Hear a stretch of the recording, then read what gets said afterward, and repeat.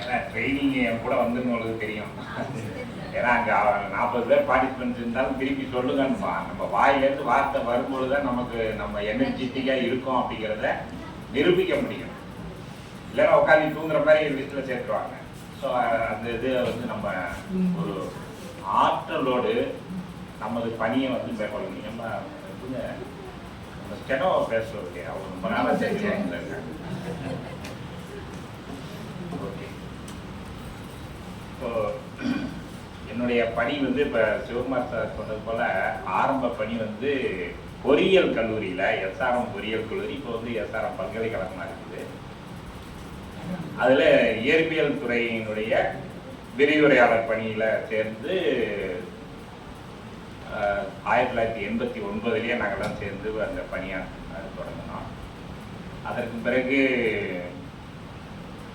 Sir போன்ற இன்னும் நிறைய டைட்டில் இருக்கிறவங்கலாம் அப்போ வந்து இந்த ஆதிபராசக்தி, பாரத் இன்ஜினியரிங் காலேஜ், இந்துஸ்தான், இந்த மாதிரி இன்ஜினியரிங் காலேஜ்லாம் அப்போ வேலை பார்த்துருக்கிறவங்கலாம் சில பேர் நம்ம டைட்டிலே கூட நிறைய பேர் வந்துருக்கிறாங்க. ஸோ அந்த மாதிரியான ஒரு பணி. அப்போ வந்து பொறியியல் கல்லூரியில் பாடத்தில் சிறப்பாக நம்ம செயல்படணும் அப்படிங்கிறத நமக்கு நோக்கம். அதனால் பாட அறிவு, அந்த சப்ஜெக்டினுடைய கான்டென்ட்டை வந்து ரொம்ப தெளிவாக நம்ம தெரிந்து பணியாற்றக்கூடிய ஒரு காலம். அந்த காலத்தில் நாங்கள் மற்ற இதை பற்றியும்லாம் சிந்திப்பதற்கான வாய்ப்பு கிடையாது. பட் என்ன ஒரு அனுபவம் கிடைச்சதுன்னா, ஒரு பாடத்தை குழந்தைங்களுக்கு எப்படி நடத்தலாம் அப்படிங்கிறதுல ரொம்ப தெளிவான ஒரு வழிகாட்டுதல் கிடைத்தது. அதோடு அல்லாமல் பல துறைகள் அந்த கல்லூரியில் இருக்கும் பொழுது அந்த பல துறைகளில் இருக்கக்கூடிய துறை தலைவர்கள், துறையில் பணியாற்றக்கூடியவர்கள், இவர்களோடையெல்லாம் நம்ம வந்து பழகும் பொழுது நமக்கு வெவ்வேறு விதமான அனுபவங்கள் அப்பொழுது கிடைத்தது. கிட்டத்தட்ட ஒரு 8 வருடம் அந்த பொறியியல் கல்லூரியில் பணிபுரிந்த பிறகு அரசு பணி திருவண்ணாமலை மாவட்டத்தினுடைய வந்தவாசி ஒன்றியத்தில் ஒரு சிறு கிராமத்தில், நல்லூர்னு சொல்லக்கூடிய ஒரு கிராமத்தில் ஒரு பிஜிஎஸ்என் போஸ்ட்டு போட்டு ஆர்டர் வந்ததுங்க. எனக்கு தெரிஞ்ச அங்கே ஃப்ரெண்ட்ஸுக்கிட்ட எல்லாம் கேட்கும் பொழுது அந்த ஊர் எங்கே இருக்குது, எப்படி போகணும், இப்போ மாதிரியெல்லாம் ஜிபிஎஸ் எல்லாம் கிடையாது. ஊருக்கு போகணுன்னா யார்கிட்டே கேட்டு விசாரித்து தான் போக முடியும். அந்த மாதிரி ஒரு சூழல். நானும் பல பேர்கிட்ட விசாரிக்கிறேன், அந்த ஊர் எங்கே இருக்குன்னே சொல்லும் போது தெரியல. அட்லீஸ்ட் அது ஒரு ஏதாவது ஒரு லொக்கேஷன்கிட்ட இருக்குன்னா நம்ம அந்த ஏரியாட்ட போய் விசாரிக்க முடியும். அதுக்கப்புறம் நான் என்ன முடிவு பண்ணேன்னா, நேராக பஸ் ஏறி திருவண்ணாமலைக்கு வந்து கலெக்டர் ஆஃபீஸுக்கு போயிட்டு அங்கே போயிட்டு அப்போ நூன் மில் ஸ்கீம் போயிட்டு இருக்குது, மதிய சத்துணவு திட்டம் வந்து போயிட்டு இருக்குது. அந்த செக்ஷனுக்கு போய் அவங்ககிட்ட போயிட்டு இந்த ஸ்கூல் எங்கே இருக்குன்னு கேட்டேன். அவங்க தான் லிஸ்ட்டில் எடுத்து பார்த்துட்டு இது போல் தெல்லார் பக்கத்தில் இருக்குது, வந்தவாசியிலேருந்து தெல்லாரிலேருந்து தான் அந்த ஊருக்கு போக முடியுறாங்க. திரும்பி இங்கேருந்து மறுபடியும் வந்தவாசி பக்கம் பஸ் பிடிச்சி அங்கே போய் அப்படி போயிட்டு ஒரு வழியாக அந்த ஸ்கூலை கண்டுபிடிச்சி உள்ள நுழைவு மணி 4. காலையிலேருந்து அலைஞ்சிக்கிட்டு இருக்கிறேன். 4 மணிக்கு போகும்போது நல்ல வேலை அந்த ஸ்கூலில் ஹெச்எம் இருந்த. சரி சார் வாங்க ஜாயின் பண்ணுங்க அப்படின்னு சொல்லி ஜாயின் பண்ண விட்டாங்க. ஸோ அதுபோல் நான் வந்து வந்தவாசியில் பணியேற்றேன். ஒரு 2 ஆண்டுகள் அந்த வந்தவாசி ஸ்கூலில் பணிபுரியும் பொழுது அங்கே கட்டிட வசதிகள் போன்ற பல வசதிகள் இல்லாத ஒரு சூழல்.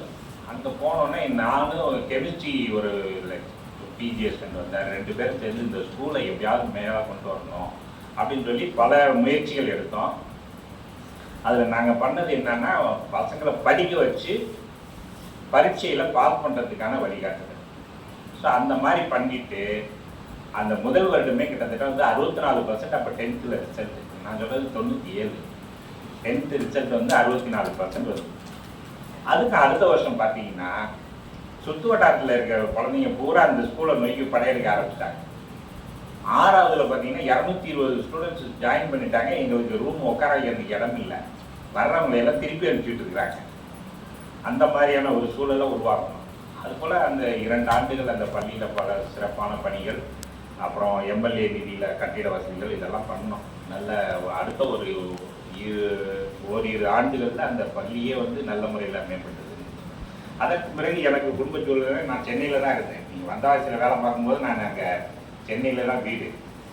மிஸ்ஸஸ் வந்து ஹவுஸ் ஒய்ஃப்னால நீங்கள் ஃபுல்லாக குழந்தைய பார்த்துக்கமா, நான் வந்து பொதுப்பணியில் போயிடுறேன் அப்படிங்கிற மாதிரி அவங்க ஃபுல்லாக குழந்தைய பார்த்துட்டு இருந்ததுனால நான் பாட்டுக்கு எவ்வளோ தூரம்னாலும் ட்ராவல் பண்ணுறது.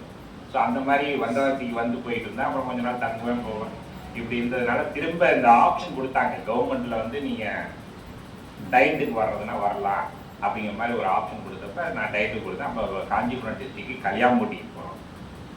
கல்யாம்பட்டியில் போயிட்டு அங்கே ஃபஸ்ட்டு ஜாயின் பண்ணேன். அங்கே ஒரு 2 இயர்ஸ் இருந்துட்டு அதுக்கப்புறம் திருவூர் போனோம். அப்படியே இது பண்ணிட்டு வரும்போது 2004 வந்து என்ன பண்ணாங்க,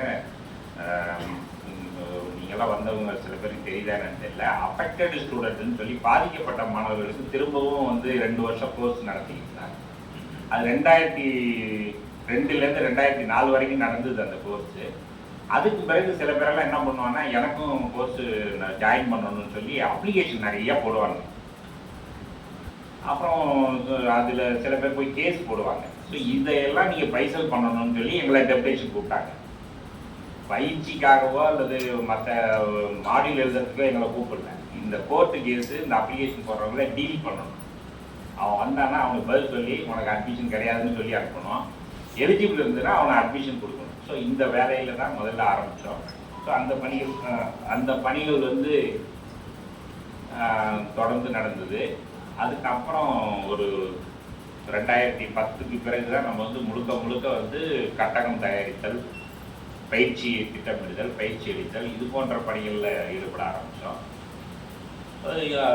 பிறகு தொடர்ந்து வரும் பொழுது 2018க்கு பிறகு நம்ம தமிழ்நாட்டினுடைய மாநில கல்வியியல் ஆராய்ச்சி மற்றும் பயிற்சி நிறுவனத்திற்கான நிதி திட்டமிடல், பட்ஜெட் போடுறது. ஸோ அந்த பணி வந்து 2018லேருந்து ஏற்று அந்த பணியை செய்ய ஆரம்பித்தோம்.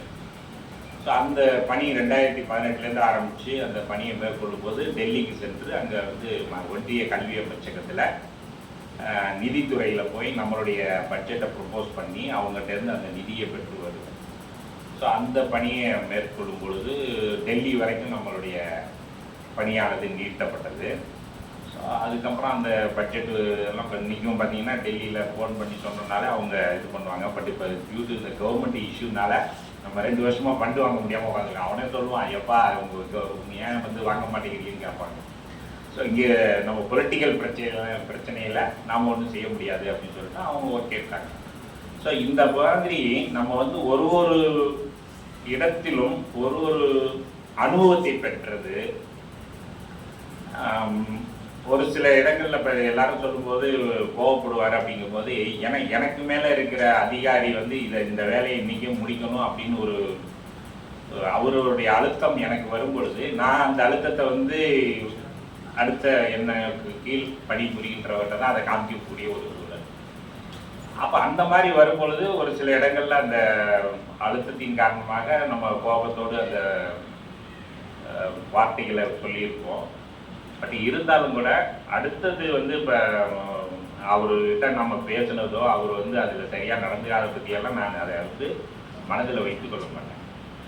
அடுத்த நிமிடமே அவரை வந்து சமரசம் போல சகசமாக பழகக்கூடிய ஒரு சூழல் தான் நான் வந்து மேற்கொள்ள ஆரம்பித்தேன். இதற்கு கல்வி உளவியலும் ஒரு காரணம். ஏன்னா உளவியலில் வந்து என்ன சொல்கிறாங்கன்னா, நம்ம மனதை வந்து எந்த அளவுக்கு மாற்றிக்கொள்ள வேண்டும் அப்படிங்கிறதுக்கான ஒரு இது. அதே போல் நான் சார் சொன்ன மாதிரி முனைவர் பட்டத்துக்கு சேரும் பொழுது